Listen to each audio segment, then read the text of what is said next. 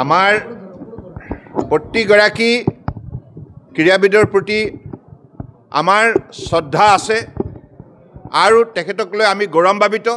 নিশ্চিতভাৱে এই সন্দৰ্ভত আমাৰ যিখিনি কৰণীয় আমি ৰাজ্য চৰকাৰৰ তৰফৰ পৰা আমি নিশ্চিতভাৱে কৰা হ'ব।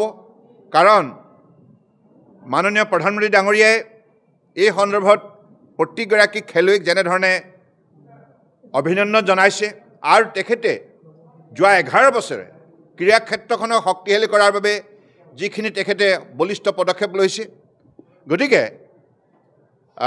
মই ভাবোঁ যে আমাৰ বৰ্তমান সময়ত গোটেই ভাৰতবৰ্ষতেই ক্ৰীড়া জগতখনৰ সন্দৰ্ভত ৰাইজৰ যিখিনি দায়িত্ব আছে এই সন্দৰ্ভতো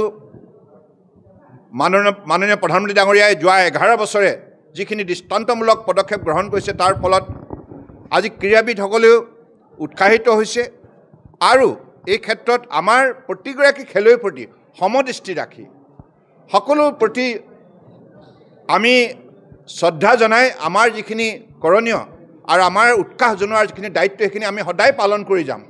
ইয়াত কেতিয়াও কৃপণালি কৰা নহয়। আমাৰ প্ৰতিগৰাকী ক্ৰীড়াবিদৰ প্ৰতি আমাৰ শ্ৰদ্ধা আছে আৰু তেখেতক লৈ আমি গৌৰৱান্বিত। নিশ্চিতভাৱে এই সন্দৰ্ভত আমাৰ যিখিনি কৰণীয় আমি ৰাজ্য চৰকাৰৰ তৰফৰ পৰা আমি নিশ্চিতভাৱে কৰা হ'ব। কাৰণ মাননীয় প্ৰধানমন্ত্ৰী ডাঙৰীয়াই এই সন্দৰ্ভত প্ৰতিগৰাকী খেলুৱৈক যেনেধৰণে অভিনন্দন জনাইছে আৰু তেখেতে যোৱা 11 বছৰে ক্ৰীড়া ক্ষেত্ৰখনক শক্তিশালী কৰাৰ বাবে যিখিনি তেখেতে বলিষ্ঠ পদক্ষেপ লৈছে, গতিকে মই ভাবোঁ যে আমাৰ বৰ্তমান সময়ত গোটেই ভাৰতবৰ্ষতেই ক্ৰীড়া জগতখনৰ সন্দৰ্ভত ৰাইজৰ যিখিনি দায়িত্ব আছে এই সন্দৰ্ভতো